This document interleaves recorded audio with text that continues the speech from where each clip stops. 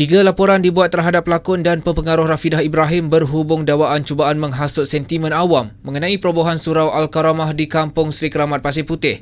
Ketua Polis Perak Datuk Nur Hisam Nordin berkata surau gantian sudah pun dibina. 3 laporan. Kita panggil ke dia itu? Belum lagi. Sekarang kami belum lagi. Ular yang kata dia mengajak berhimpun 2 hari bulan, hari ini tu tak jadi, Datuk?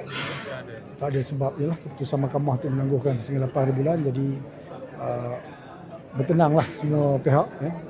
So kita menunggu pada on the 8 until 8 what is the ruling of the court. Dia surau gantian memang telah ada.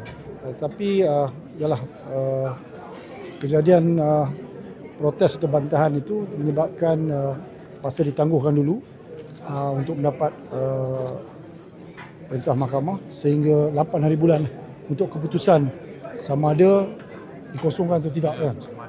Dirobohkan atau tidak. Jadi mana penangguhan robohan telah dibuat oleh mahkamah sehingga 8 hari bulan ini keputusan yang akan dibuat.